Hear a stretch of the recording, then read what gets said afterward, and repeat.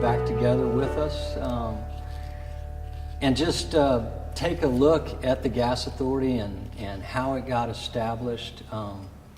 Let's just start talking about those early days. Share with me, what was going on, what precipitated forming a statewide gas authority. I think there was a great deal of fear, literally, with the changing market at the federal level. We all realized that pretty soon, instead of being supplied with gas by the pipeline, all you had to do was you bought your gas from the pipeline. It's very simple. They sent you a bill every month, and all of a sudden, all they were going to do was haul gas, and we had to go find it and get somebody to ship it to them to ship to us, and it was scary. And I think people realize this. Frank Sherrill was instrumental in it and said we need to come up with something to do. Oh, what we ended up doing was the Georgia Consumer Council had been in contact with the Georgia Municipal Association. GMA had a gas section and said there's a problem coming and we think it's going to significantly adverse the state of Georgia. What y'all going to do? And the gas section had a meeting down in Macon. And he came and kind of laid out the problems, just like Frank said. We were scared, didn't know what to do. Bob Knox, Jim Burgess, who then was the executive director of the Municipal Association, and myself, after it was all over, got over to the side and said, been there, done that. We got an electric authority model, and they own a lot of capacity. Maybe we can do something like this. And so GMA put together a study committee, and it went on from there, and recommended legislation. But that's where it all started. People could have gotten fractured up and gone in all kind of different directions, and some did. But the majority of the cities were able to stay together because of the association with GMA and the things that you talked about. But I think that cooperative spirit that GMA had already gotten into people working together through GMA helped tremendously. A lot of folks on the board of directors of GMA were Gas City people. They understood how it worked, and said, we can do this, and very successful. I think it was fortunate too that we did it at the time we did. I think there were other associations in other states that tried to model our system, and they were not successful because they waited too late. They had competition. Mm-hmm. Somebody by then was trying to sell their services to the municipalities, and they fought it hard, and they never were able to get a cohesive group like we put together. Absolutely. I've always been amazed at how Georgia operated compared to a lot of other states and a lot of other organizations that I've been associated with. And I remember one thing very distinctly. I ran into you and you said, I want you to know one thing. You got to remember one thing if you take this job. Georgia operates on a consensus basis. And he said, you just got to never forget that. And at the time, it didn't mean that much to me, but as it turned out, it ended up meaning a lot as we went through, because the thing I'm most proud of is that I was there 6.5 years, and we only had one non-unanimous vote of our board during that whole period of time. What did you think when you were forming this organization was what you hoped to accomplish? What did you hope to do for the cities of Georgia? I think it was just what Frank said in the beginning. It was just being able to have a steady, conservative stream of gas that we could provide to our people.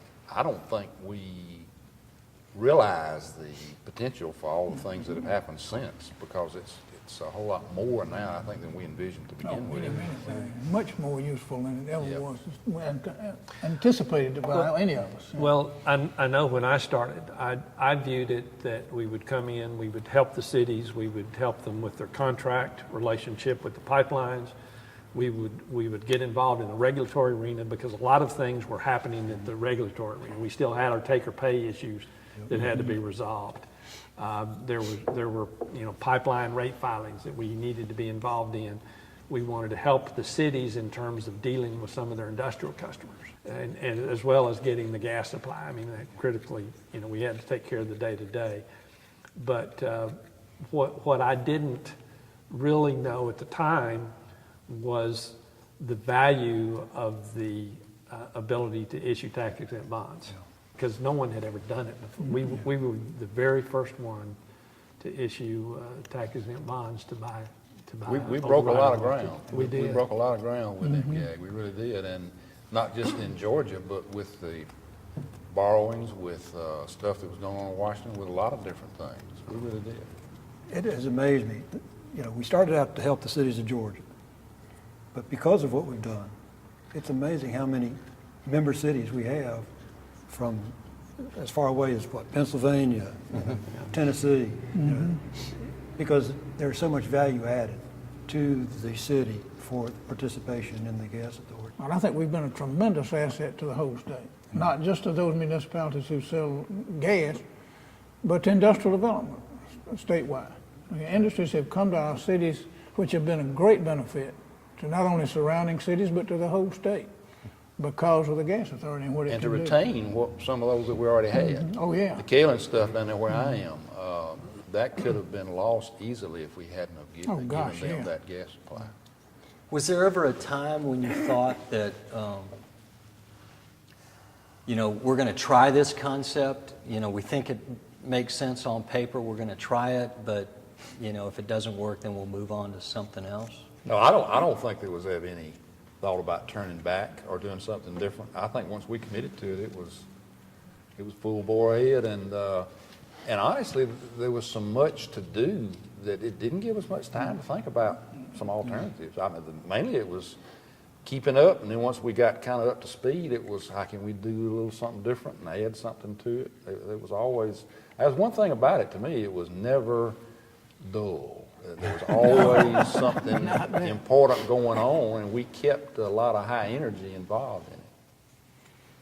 Let's talk a little bit about expanding the services to include much more than just gas supply. When we brought on marketing,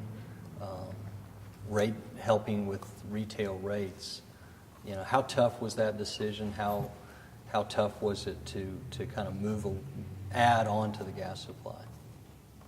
I didn't look at it as, I looked at it all along that was, we were supposed to do everything we could to help the cities be more profitable in their gas operations. And since we brought to the table some understanding, knowledge of rate design, it was logical extension for us to get involved in that if they wanted us to.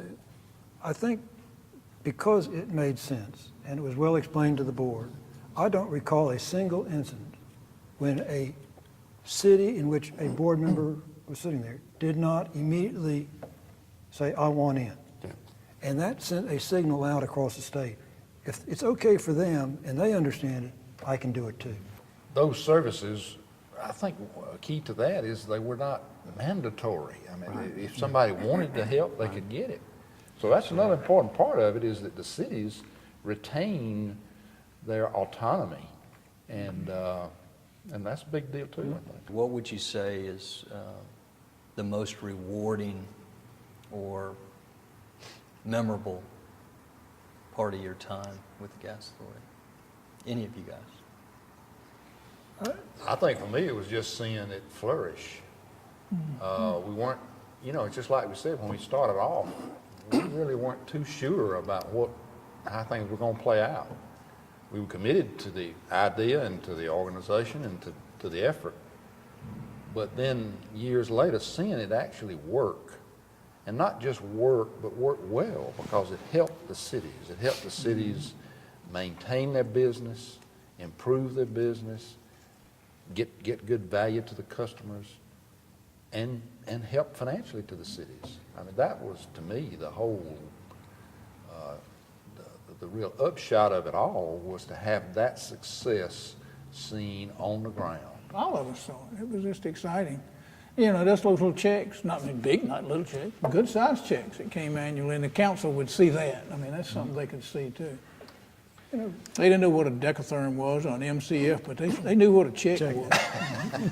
Well, you're right. I mean, you know, these people, what is an MCF? That's You know, right. I don't know what the hell you're talking about. Right. I don't care what you're talking about What's as the long as third? you get me those customers with that gas supply and you give me that little check and you keep things working on a smooth basis. That's what it's all about. I thought it was handy too because the people would come and say, you know, Atlanta Gas Light sold things for therms, and I said, we don't sell therms. Or even decatherms. Yeah. You know, in reflection, now nearly 25 years, you look back and say that I was there at the beginning. I was at the birth of something that has really made a difference. And it's a warm and fuzzy feeling. So, you know, you have pride not in what you did, but what our successors have done with it. You know, it has never slowed down. We talked about the beginning, but the things that are being done now, we never even dreamt could be done. And you know, to know that it's continued on and prospered and is of even greater value than we could have humanly imagined. What advice would you give current and future leaders of the gas authority? Drink lots of water and walk slow. And zip your pants up. Okay. No, that's a good. As I collect my thoughts. It's a good question. We need to answer the question. The question was, what's our recommendation? Our recommendation, I think, is to for the board, for the members, for the staff, for the hierarchy of the staff to keep that same basic thought in mind. Joint action, being fair to everybody. Don't be scared of something new if it comes along. Look at it and see if it's something that'll help, and keep on marching. I mean, that's it.